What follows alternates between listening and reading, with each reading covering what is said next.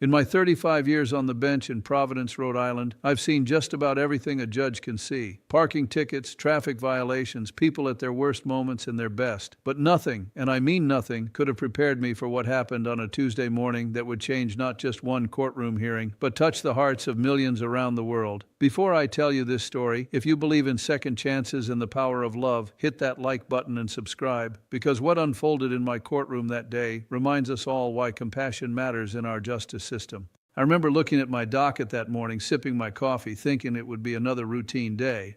Traffic violations mostly, a few parking tickets, the kind of cases that fill our municipal court calendar week after week, year after year. But God has a way of surprising us when we least expect it, doesn't He?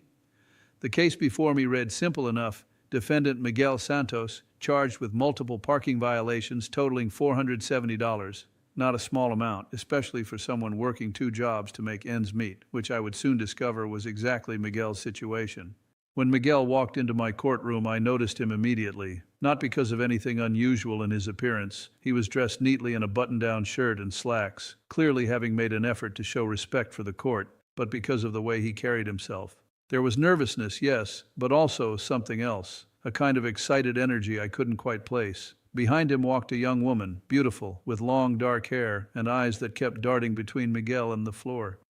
She seemed even more nervous than he was, clutching a small purse against her chest like it was a life preserver. "Mr. Santos," I said, looking over the paperwork before me. "It says here you've accumulated quite a few parking tickets over the past 6 months, $470 worth. That's a lot of tickets. What's going on?" Miguel stepped forward to the microphone, and I could see his hands trembling slightly. In my years doing this work, I've learned to read people. Some are defiant, some are angry, some are genuinely sorry. Miguel looked like a man who desperately needed to say something but didn't know quite how to begin. "Your Honor," he started, his voice thick with an accent that reminded me of my own father, who came to this country from Italy with nothing but hope and determination. "I know I made mistakes with the parking. I was working two jobs. Sometimes I park wrong because I'm rushing between them, and I just couldn't keep up with everything." I nodded slowly, making a note. "Two jobs. Where do you work, Miguel?" "I work at the hospital, Your Honor. In the morning I clean the rooms, the hallways. At night I work at a restaurant, washing dishes." His voice carried pride mixed with exhaustion, and I understood that immediately. This was a man who worked hard, who was trying to do right by himself and probably by others too. "That's honest work," I told him, and I meant it. God bless anyone willing to work that hard. "But Miguel, you can't just ignore parking regulations because you're busy. Other people need those spaces. The rules apply to everyone, even people working two jobs." "I know, Your Honor, I know." He nodded vigorously, and that's when I noticed him glance back at the young woman behind him. She gave him a small, encouraging nod, and something passed between them that I couldn't quite identify. Love, certainly, but something more, something that made my curiosity sharpen. Let me tell you something, my friends. After 35 years, you develop an instinct for when something else is going on in your courtroom. This wasn't just about parking tickets anymore. I could feel it in the air, the way I can feel when rain is coming or when someone is about to tell me something that will break my heart or heal it. "Mr. Santos," I said, leaning forward slightly, "let me ask you something. Why did you bring someone with you today? Is this your attorney?" Miguel's face broke into a nervous smile, and he shook his head. "No, Your Honor. This is Maria. She's my girlfriend. We've been together for 3 years. The young woman, Maria, stepped forward slightly, offering me a small, shy smile. I smiled back at her the way I always do with people in my courtroom who look like they need a grandfather's reassurance. 3 years is a long time, I said. "That's wonderful. She's here to support you?" "Yes, Your Honor," Miguel said, but his voice caught slightly and I saw him swallow hard. "But also, Your Honor, I need to ask you something. This is important to me, to both of us, and I hope you'll understand." Now he really had my attention. Inspector Quinn, who's been with me for years and knows me better than almost anyone, raised his eyebrows at me from his position near the door. Even he sensed something unusual was about to happen. "Go ahead, Miguel," I said gently. "What do you need to ask me? If this story is touching your heart already, leave a comment below and tell me about a time when love surprised you in an unexpected place. And don't forget to share this video with someone who needs to be reminded that beautiful moments can happen anywhere, even in a courtroom." Miguel took a deep breath, and I watched his chest rise and fall. Your Honor, I know I'm here because I made mistakes. I know I owe this money and I have to pay it. But Maria has stood by me through everything. She's been patient when I worked long hours. She's believed in me when I didn't believe in myself. She's the reason I work so hard, because I want to give her the life she deserves. I felt my throat tighten. I've heard thousands of stories in this courtroom, but something about the raw honesty in Miguel's voice was getting to me. Maria had tears forming in her eyes now, and she brought one hand up to cover her mouth. Maria makes me want to be a better man, Miguel continued, his voice growing stronger even as it trembled with emotion. And Your Honor, I know this is unusual, and maybe you'll think I'm crazy, but this courtroom, this moment, even though I'm here for something wrong I did, this feels important. This feels like where I'm supposed to be right now.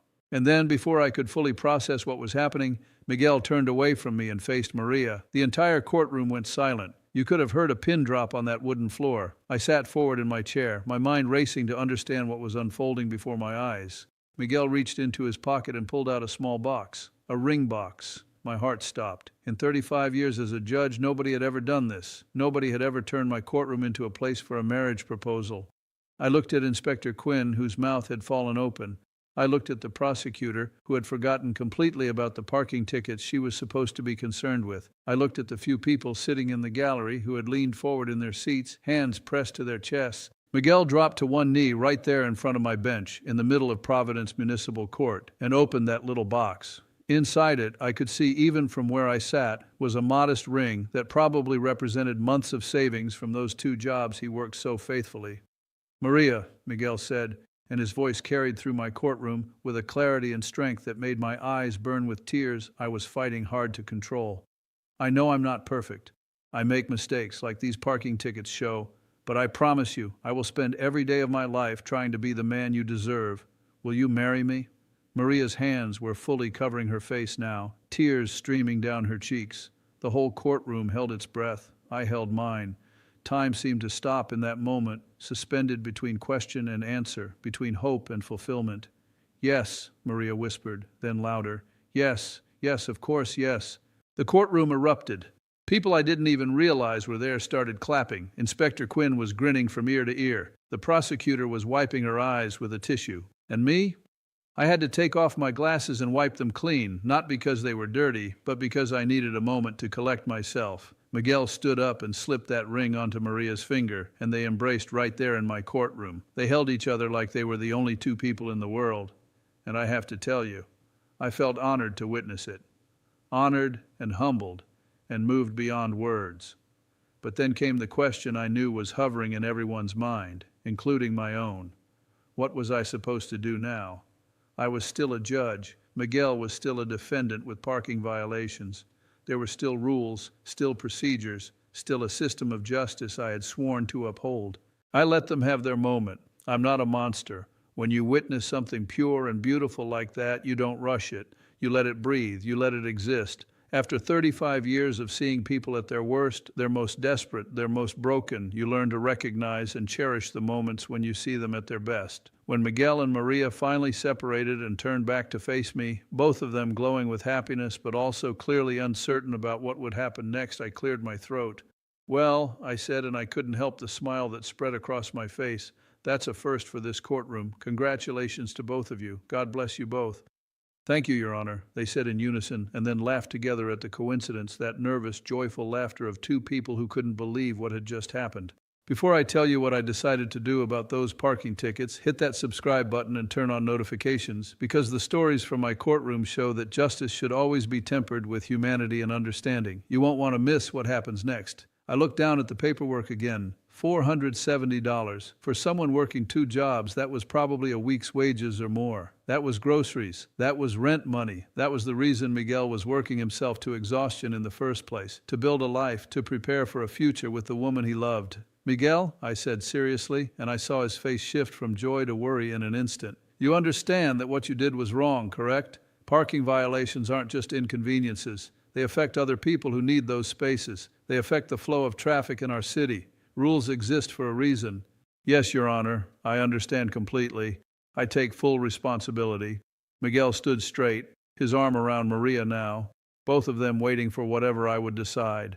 I've been asked many times over the years how I make my decisions, how I balance the law with mercy justice with compassion. The truth is, every case is different. Every person is different. But I try to remember something my father told me when I was young. Francesco, he said. He always called me Francesco, never Frank. When you have the power to help someone, you have the responsibility to consider it carefully. My father came to America with nothing. He worked hard every day of his life, just like Miguel. He taught me that dignity comes from honest work, that family is everything, that second chances are what make us human. And looking at Miguel and Maria, I saw my own parents in their youth, building a life together through struggle and love and determination. Let me ask you something, Miguel, I said. These 2 jobs you work, are you trying to save money? What are your plans? Miguel nodded eagerly. Yes, Your Honor, we want to get married, but we also want to save for a small apartment. Maria and I, we both live with our parents right now. We want our own place to start our family. Our own place to start our family. Those words hit me right in the heart. This wasn't a person trying to get out of responsibility. This was a young man working himself to the bone for love, for future, for family. This was everything I believed in, everything my own heritage had taught me to value. And these parking tickets, I continued, if you have to pay $470, how does that affect your plans? Miguel's shoulders sagged slightly. It means we wait longer, Your Honor, maybe a lot longer, but I understand I have to pay. I broke the law. Maria squeezed his hand, and I could see she wanted to support him but didn't want to speak out of turn in my courtroom. She was respectful, loving, exactly the kind of young woman any parent would be proud to call their daughter-in-law. I sat back in my chair and thought about it.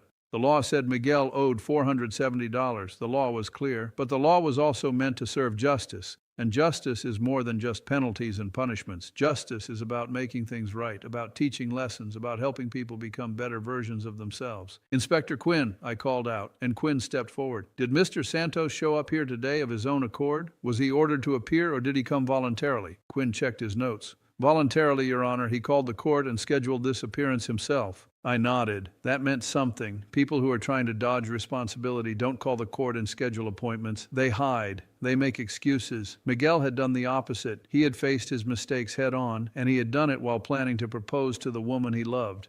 That took courage. If you believe in judges who see people as human beings first and defendants second, hit that like button and tell me in the comments what you think I should do in this situation. Your perspective matters. Miguel, Maria, I said, looking at both of them carefully. I want to tell you something. Marriage is beautiful, but it's also hard work. Harder than those 2 jobs you're working, Miguel. It requires patience, forgiveness, communication, and commitment even when things get difficult. They both nodded solemnly, holding each other's hands tightly. You're starting your life together at a time when you're already struggling financially. These parking tickets represent a burden that will follow you into your marriage, create stress when you should be celebrating. I paused, letting my words settle over the courtroom. But they also represent mistakes you made, Miguel. Mistakes have consequences. That's how we learn. That's how we grow. I could see the tension in Miguel's jaw, the way Maria's eyes were fixed on me with desperate hope. The courtroom was silent again, everyone waiting to hear what I would decide. Here's what I'm going to do, I said finally, and I saw them both hold their breath. Those parking tickets total $470. I'm going to dismiss $400 of those fines as a wedding gift to you both. Consider it my contribution to your future together, to that apartment you're saving for, to the family you want to build. Maria let out a small cry of joy and disbelief. Miguel's eyes went wide, and his mouth opened, but no words came out. I held up my hand to show I wasn't finished. But, I continued firmly, you still owe $70, Miguel, and I want you to pay it within 30 days. Not because I'm trying to be harsh, but because I need you to remember that actions have consequences. I need you to remember this moment and think twice before you park illegally again. Can you do that? Yes, Your Honor, Miguel practically shouted. Yes, absolutely, thank you. Thank you so much. Tears were running down Maria's face now, and honestly, I had to blink back a few of my own. Inspector Quinn was shaking his head with that smile he gets when he knows I've done something that breaks protocol but feels absolutely right. And one more thing, I added. When you get married, I want you to send me a photo. Can you do that? I want to see this beautiful bride in her wedding dress and this hard-working groom in his suit. I want to see the happiness that started right here in this courtroom. We will, Your Honor, Maria spoke up for the first time, her voice choked with emotion. We promise. Thank you. Thank you for understanding. Thank you for being so kind. Don't thank me, I said, and I meant it.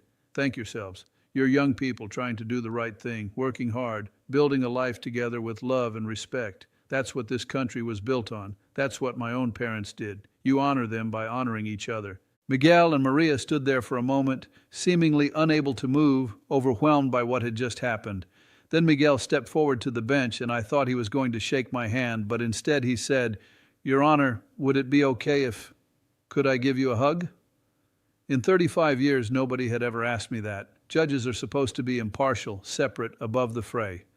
We're not supposed to get emotionally involved with defendants. But looking at Miguel's tear-stained face, at the pure gratitude and joy radiating from him, I couldn't say no. I wouldn't say no. I stepped down from the bench, something I rarely do, and I let this young man embrace me. I felt his shoulders shake as he cried with relief and happiness. Maria joined us, and for a moment we were just three people, not judge and defendants, but human beings sharing a moment of pure emotional connection. When we separated, I looked at both of them seriously one more time. "You take care of each other," I said. "Life is hard. It's going to throw challenges at you that are much worse than parking tickets. But if you face them together, with the same love I see between you now, you'll be okay. God bless you both." They thanked me about a dozen more times, shook hands with Inspector Quinn, waved to the people in the gallery who were still clapping, and walked out of my courtroom engaged, forgiven, and ready to start their future together. After they left, I stood there for a moment before returning to my bench. The courtroom was still buzzing with energy from what had just happened. The prosecutor came up to me and said, "Judge, that was beautiful. That's why people love coming to your courtroom." But I didn't do it for love or recognition. I did it because it was right. Because justice without mercy is just cruelty in a black robe. Because the law should serve people, not the other way around. Share this video if you believe our justice system needs more compassion and less rigidity. Tag someone who needs to be reminded that love can bloom anywhere, even in the most unexpected places. Later that evening, after court had adjourned and I was sitting in my chambers reviewing files for the next day, I found myself thinking about Miguel and Maria. I thought about the courage it took for Miguel to propose in a courtroom where he was being held accountable for his mistakes. I thought about Maria's loyalty, standing by a man who was struggling but trying his best. I thought about my own wife, who has stood by me for decades, through health scares and long days, and the weight of making decisions that affect people's lives. Love is remarkable, isn't it? It shows up when we least expect it. It transforms ordinary moments into extraordinary ones. It gives us the strength to face our failures and the hope to believe in better tomorrows. The video of Miguel's proposal in my courtroom went viral, as they say these days. Millions of people watched it online. I received letters from around the world, people telling me they cried, people thanking me for showing that judges can be compassionate, people sharing their own stories of love and second chances. But you want to know what meant the most to me? About 3 months later, I received a large envelope at the courthouse. Inside was a beautiful photograph of Miguel and Maria on their wedding day. Maria wore a simple white dress that made her look like an angel. Miguel wore a suit that he'd probably saved for months to buy, and his smile was so wide I thought his face might break. They were holding hands, standing in front of a small church, surrounded by family. On the back of the photograph, Maria had written, "Dear Judge Caprio, you gave us more than a wedding gift that day. You gave us hope. You showed us that the system can have a heart. You reminded us that people are more important than rules. We will never forget your kindness, and we will try to pass it on to others. We are saving money for our apartment, and Miguel hasn't gotten a single parking ticket since that day. Thank you for believing in us. With love and gratitude, Miguel and Maria Santos." I put that photograph on my desk, right where I could see it every day. It reminds me why I do this work. It reminds me that every person who walks into my courtroom is someone's son or daughter, someone's love, someone's hope for the future. It reminds me that my father was right. When you have the power to help, you have the responsibility to consider it carefully. Some of my colleagues questioned my decision. "Frank," they said, "you can't just dismiss fines because someone proposes in your courtroom. What kind of precedent does that set?" And maybe they're right to worry about precedent, but I believe that justice is about more than precedent. It's about wisdom, discernment, seeing the full picture of a person's life. Miguel wasn't a criminal. He wasn't trying to hurt anyone. He was a young man working 2 jobs, making honest mistakes because he was stretched too thin trying to build a better life. The $70 I made him pay wasn't about punishment. It was about responsibility, about remembering that even when people show us grace, we still have obligations. And from Maria's note, I knew he'd learned that lesson. No more parking tickets, not one. That's what real justice looks like to me. Not just punishment, but teaching. Not just rules, but wisdom. Not just law, but mercy. If this story moved you, if it made you think differently about justice and compassion, I want you to do something for me. Leave a comment telling me about a time someone showed you unexpected kindness. Subscribe to see more stories from my courtroom, where we try to remember that behind every case is a human being with hopes, dreams, and struggles, just like yours and mine. And hit that like button if you believe that love and justice can coexist in beautiful ways. In my 35 years as a judge, I've presided over thousands of cases. Most of them blur together after a while, but some of them, like Miguel proposing to Maria, like seeing that wedding photograph, like knowing I played a small part in giving two young people a better start, those cases stay with you forever. They remind me why I wanted to be a judge in the first place, not to wield power but to serve, not to punish but to guide, not to look down on people from my bench but to see them as equals who deserve dignity and respect even when they've made mistakes. We all make mistakes, every single one of us. The question is, when we do, will there be someone there to help us learn from them without crushing our spirits? Will there be someone who sees our potential instead of just our failures? Will there be someone who believes that we can do better, be better, if just given the chance? I hope that in my courtroom people find that someone. I hope they walk out not just with dismissed tickets or reduced fines, but with renewed faith in humanity, in themselves, in the possibility of second chances. Miguel and Maria taught me something that day too. They taught me that love is brave enough to show itself anywhere, even in a courtroom. They taught me that even in moments of accountability, there can be joy. They taught me that hope is stronger than fear, and that commitment to another person can inspire us to be better than we are alone. I've had health challenges these past few years. I've faced my own mortality, and it's made me even more convinced that what matters in this life is how we treat each other, the love we share, the grace we extend, the moments of connection that transcend our roles and titles and remind us that we're all just human beings trying our best. So yes, I dismissed $400 in parking fines that day, and I'd do it again in a heartbeat, because Miguel and Maria deserved a fighting chance at their dreams, because love is worth celebrating, even in a municipal courtroom in Providence, because justice that ignores the human heart is no justice at all. Before I close, let me tell you something, my friends. Whatever challenges you're facing today, whatever mistakes you've made, whatever debts you owe, financial or otherwise, remember that you are more than your worst moment. You are capable of change, growth, love, and redemption. Don't let anyone, including yourself, convince you otherwise. Take care of yourself. Take care of each other. And if you ever find yourself in my courtroom, know that I'll see you, really see you, as a person worthy of dignity and respect. That's a promise I've kept for 35 years, and God willing, I'll keep it for as long as I'm able to serve. God bless you all. Now go watch the next video on this channel, because there are more stories of justice and compassion waiting for you, and who knows, maybe one of them will be exactly what you need to hear today.